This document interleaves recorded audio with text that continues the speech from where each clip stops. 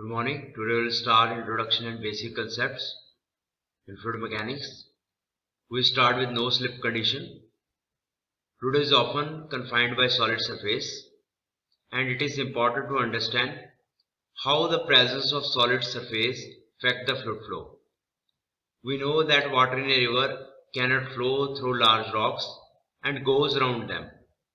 That is, water velocity normal to the rock surface must be zero, and water approaching the surface normally comes to a complete stop at the surface. What is not so obvious is that water approaching the rock at any angle also comes to a complete stop at the rock surface, and thus the tangential velocity of water at surface is also zero. Consider the flow of a fluid in a stationary pipe or over a solid surface.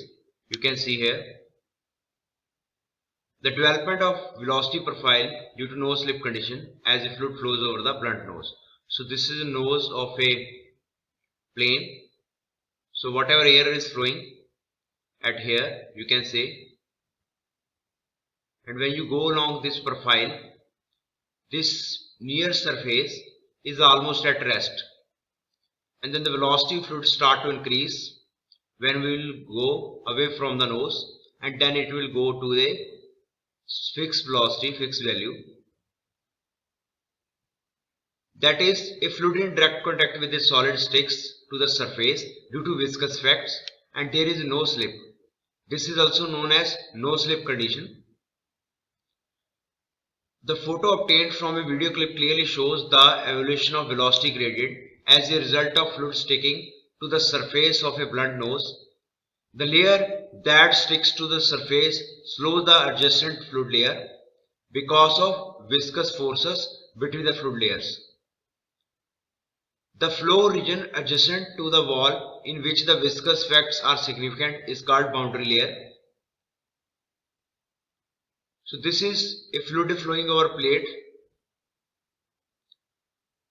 and you can see here this is near to the plate.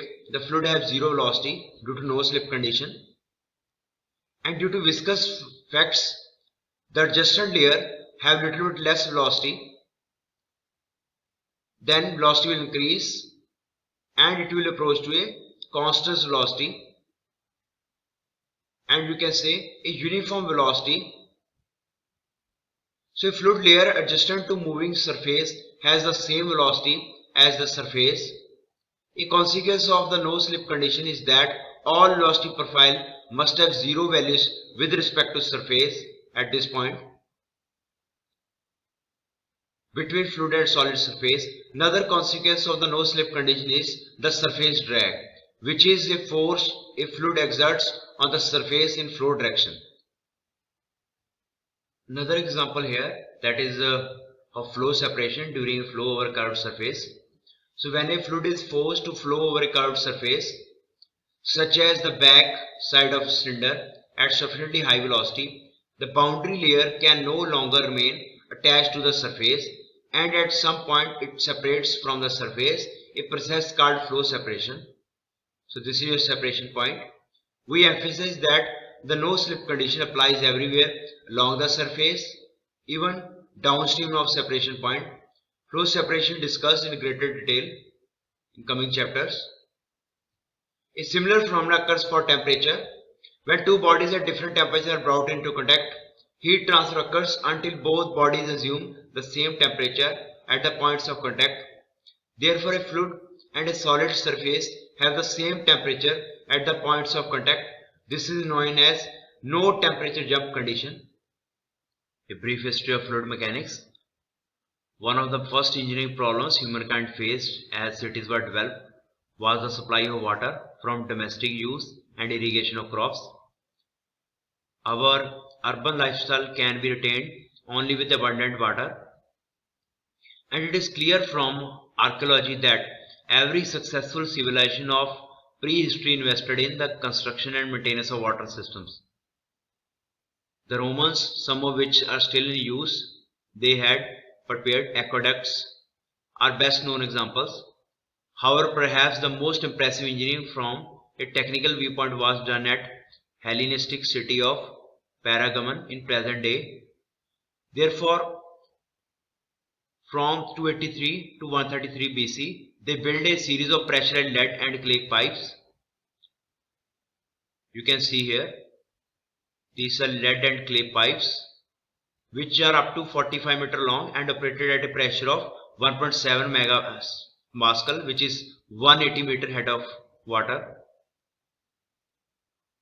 Earliest recognized contribution to fluid mechanics theory was made by Greek mathematician Archimedes. He formulated and applied the buoyancy principle in history's first non-destructive test to determine the gold content of crown of king. During Middle Ages, the application of fluid machinery slowly but steadily expanded. Elegant piston pumps were developed for dewatering mines, and the watermill and windmill were perfected to grind grains, forge metal, and for other tasks. For the first time in recorded human history, significant work was being done without the power of muscle supplied by person or animal, and these inventions are generally credited with enabling the later industrial revolution.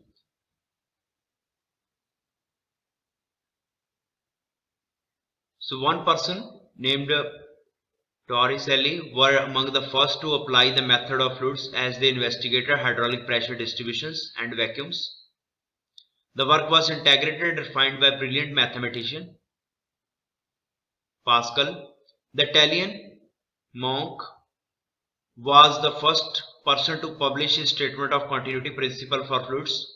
Beside formulating his equations of motion for solids, Sir Isaac Newton applied his laws to fluids and explored fluid inertia and resistance, free jets and viscosity. That effort was built upon by Swiss Daniel Bernoulli and his associate Leonard Euler. Together their work defined the energy and momentum equations. Bernoulli's 1738 classic Trieste Hydrodynamica may be considered the first fluid mechanics text. Then Alberts developed the idea of velocity and acceleration components in differential expression of continuity and his paradox of zero resistance to steady uniform motion. The development of fluid mechanics theory up through the end of the 18th century had little impact on engineering since fluid properties and parameters were poorly qualified, and most theories were abstractions that could not be quantified for design purpose. That was to change with the development of French School of Engineering. Prony is still known as his break to measure power, and his associates in Paris at Polytechnique and were the first to integrate calculus and scientific theory in engineering curriculum, which became a model for the rest of the world. The physician Jean had accurately measured flow in capillary tubes for multiple fluids, while in Germany had differential between laminar and turbulent flow in pipes. In England, Lord Osborne Reynolds continued that work and developed the dimensionless number that bears his name. Similarly, in parallel to the early work of Navier, George Stokes 1903 completed the general equations of fluid motion with friction that take their names. William Froude almost single-handedly developed the procedures and proved the value of physically modeled testing. Expansion of fluid theory by Irish and English scientists and engineers, including in addition to Reynolds and Stokes, William Thomson, Lord Kelvin, William Strutt, Lord Rayleigh, and Sir Horace Lamb. These individuals investigated a large number of problems, including dimensionless analysis, irrotational flow, vortex motion, cavitation, and waves. In a broader sense, their work also expanded their links between fluid mechanics, thermodynamics, and heat transfer. Also, the Wright brothers take flight at Kitty Hawk. Navier-Stokes equations were of little use to the time because they were too difficult to solve during their development. In pioneering paper in 1994, the German Prandtl showed that fluid flows can be divided into layers near the walls, the boundary layer where the friction effects are significant and outer layer where such effects are negligible. Simplified and Bernoulli's equations are applicable. His students also developed the theory in both hydraulic and aerodynamic applications. The mid-19th century could be considered a golden age of fluid mechanics applications. You can see here the wind power center here, which consists of 68 turbines and 1.5 megawatt each. So fluid mechanics search and work in the late 20th century were dominated by development of digital computer. The ability to solve large complex problems such as global climate modeling or to optimize the design of turbine blades has provided a benefit to our society that the 18th century developers of fluid mechanics could never have imagined. The principle present in the following pages have been applied to flows ranging from a moment at the microscopic scale to 50 years of simulation for an entire river basin. It is truly mind-boggling. Classification of fluid flows. Earlier we defined fluid mechanics as a science that deals with the behavior of fluids at rest or motion and interaction of fluids with solids or other fluids at the boundaries. There is a wide variety of fluid flow problems encountered in practice, and it is usually convenient to classify them on the basis of some common characteristics to make it feasible to study them in groups. There are many ways to classify fluid flow problems, and here we present some categories. Viscous versus inviscous regions of flow. So the flow of originally uniform fluid stream over a flat plate. So this is your flat plate, and the regions of viscous, this is your viscous flow up to here, and then it is inviscous flow. So when two layers move lateral to each other, a friction force develops between them and slower layer tries to slow down the faster layer. This internal resistance to flow is quantified by the fluid property viscosity, which is a measure of internal stiffness of fluid. Viscosity is caused by cohesive forces between the molecules in liquids and by molecular collisions in gases. There is no fluid with zero viscosity, and thus all fluid flows involve viscous effects to some degree. Flows in which the frictional effects are significant are called viscous flow. So this is your this is your viscous flow because frictional effects are significant, and fluid here having this layer having zero velocity, then velocity start to increase as you move away from this layer. However, in many flows of practical interest, there are regions, typically regions not close to solid surface, where viscous forces are negligibly small compared to inertial or pressure forces. Neglecting the viscous terms in such inviscous fluid regions greatly simplifies the analysis without much loss in accuracy.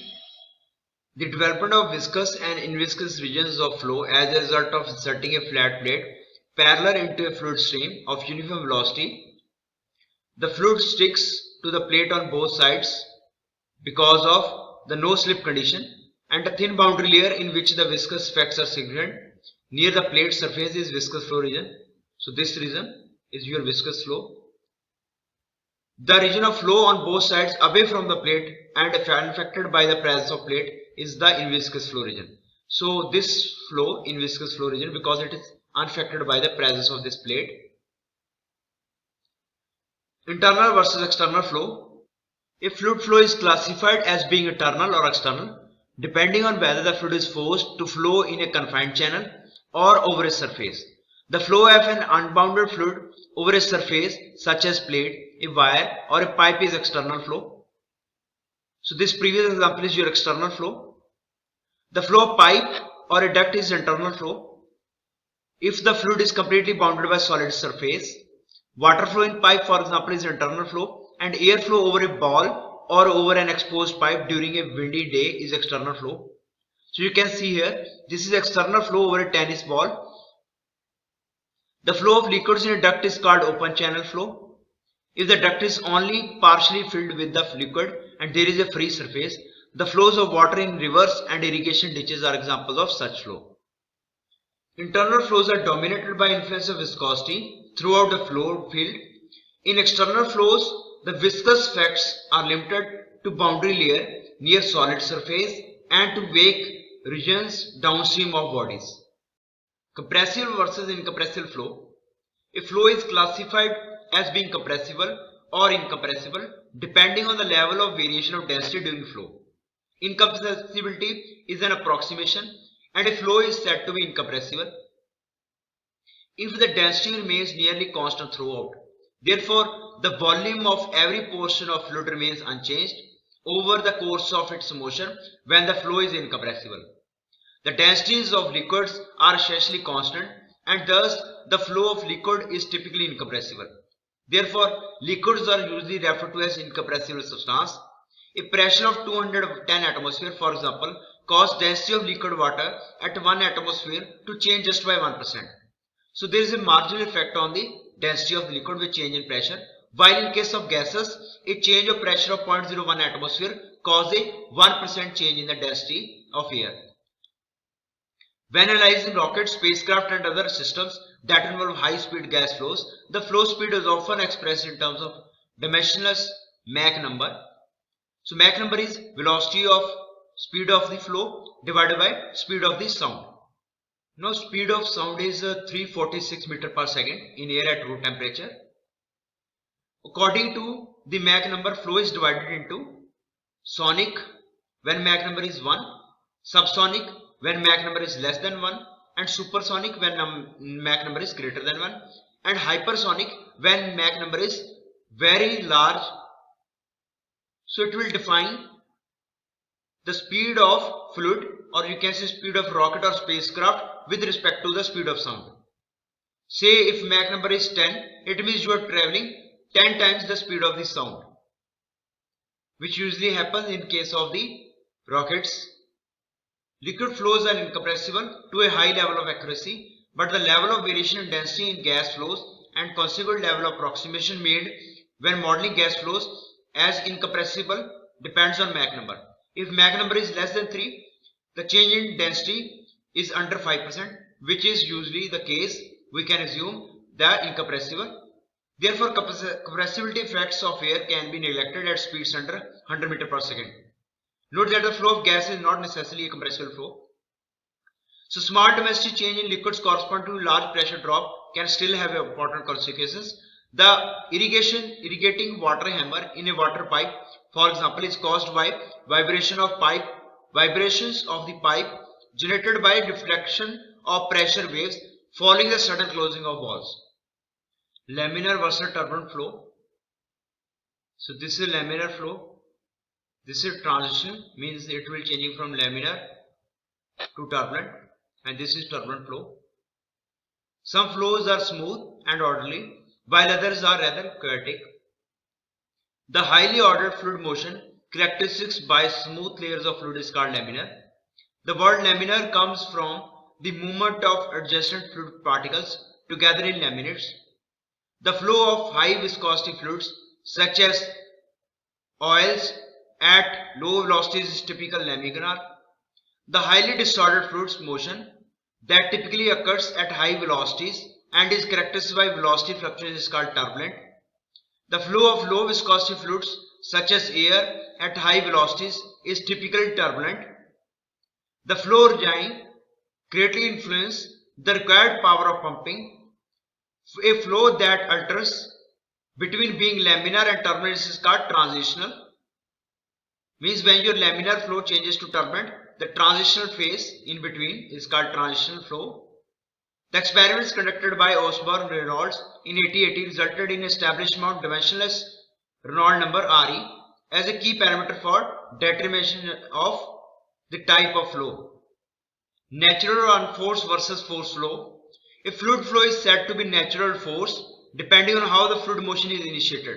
In forced flow, a fluid is forced to flow over a surface or a pipe by external means such as pump or a fan. In natural flows, any fluid motion is due to natural means such as the buoyancy effect, which manifests itself as a rise of warmer and thus lighter fluid and the fall of cooler and thus denser fluid. In solar hot water systems, for example, the thermosiphon effect is commonly used to replace pumps by placing the water tank sufficiently above the solar collector. Steady versus unsteady flow. The terms steady and uniform are used frequently in engineering, and thus it is important to have clear understanding of their meaning. The term steady implies no change at a point with time. The opposite of steady is unsteady. The terms unsteady and transient are often used interchangeably, but these terms are not synonymous. In fluid mechanics, unsteady is the most general term that applies to any flow that is not steady. But transient is typically used for developing flow. When a rocket engine is fired up, for example, there are transient effects. The pressure builds up inside the rocket engine, the flow accelerates until the engine settles down and operates steadily. The term periodic refers to the kind of unsteady flow in which the flow oscillates about a steady mean.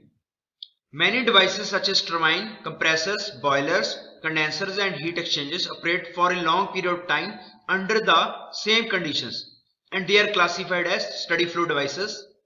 During steady flow, the fluid properties can change from point to point within device, but at any fixed point they remain constant. Therefore, the volume, the mass and the total energy content of a steady flow device or flow section remain constant in steady operation. Some cyclic devices such as reciprocating engines, compressors, reciprocating, do not satisfy steady flow condition since the flow at inlet and exit is pulsating and not steady. However, fluid properties vary with time in a periodic manner, and the flow through these devices can still be analyzed as steady flow process by using time average values for their properties. You can see here, this is your oscillative wake of a blunt based airfoil at Mach 0.6. In the first photograph, it is taken instantaneous image, while the second photograph is a long exposure time average.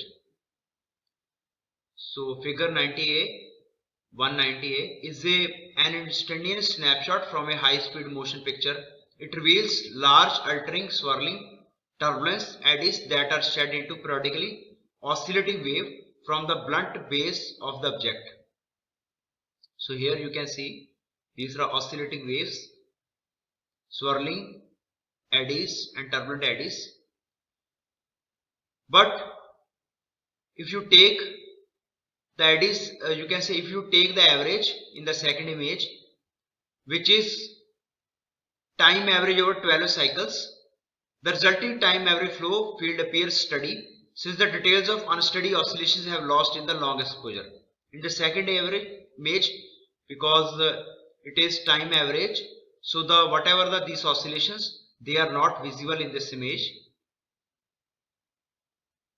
One of important job roles of engineer is to determine whether it is sufficient to study only the time average study flow features of a problem, or whether a more detailed study of unsteady features is required.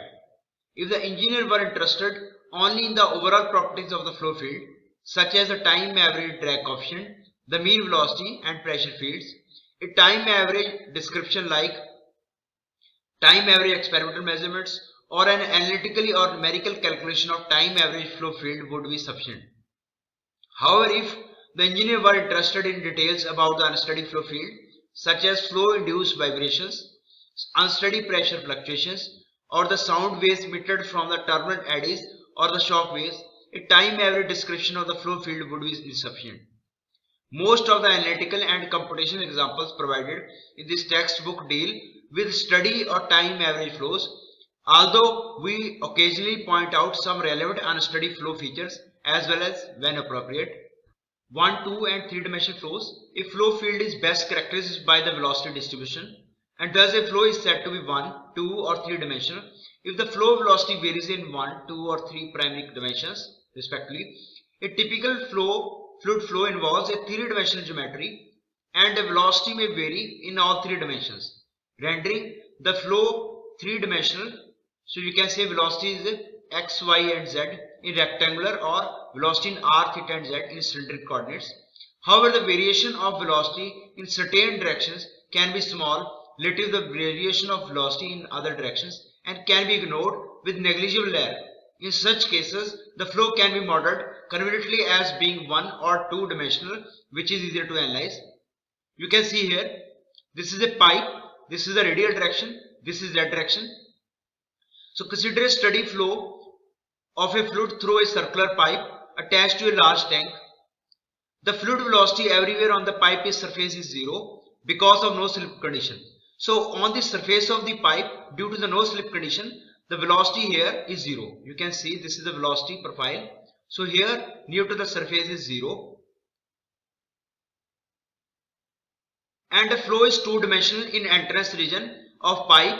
Since the velocity changes in both radial and z direction, The velocity profile develops fully and remains unchanged after some distance from the inlet, about 10 pipe diameters in turbulent flow and less in laminar pipe flow. And the flow in this region is said to be fully developed. The fully developed flow, this is here shown. The fully developed flow in a circular pipe is one-dimensional since the velocity varies in radial r direction but not in angular theta or axial z direction. That is, the velocity profile is the same at any axial z location and it is symmetric about the axis of the pipe. The development of velocity profile in a circular pipe is a function of V is the velocity is a function of at r and z, and thus the flow is two-dimensional. In the entrance region and downstream, when the velocity profile fully develops and remains unchanged in the flow direction, then V is equal to function of your radial, that is V is VR. Note that dimensionality of a flow also depends on the choice of coordinate system and its orientation. The pipe flow discussed, for example, is one-dimensional in cylindrical coordinates but two-dimensional in Cartesian coordinates. System and control volume. A system is defined as a quantity of matter or region in space chosen for study. The mass or region outside the system is called surrounding. A real or imaginary surface, that surface between the system and surrounding is called boundary. System may be considered to be closed system or open system depending on whether a fixed mass or a volume in a space is chosen for study. A closed system is known as control mass, but energy in the form of heat and work can cross the boundary, and the volume of closed system does not have to fix, it can change. So from 1 meter cube it will change to 1.5 meter cube when you heat it. Consider the piston cylinder arrangement. Let us say we would like to find out what happens to enclosed gas when it is heated. So after heating, the heat transfer, the gas will expand, and you can see this is the moving boundary, it will move. So everything outside the gas including the piston and the cylinder is the surrounding. So this is your surrounding here, this cylinder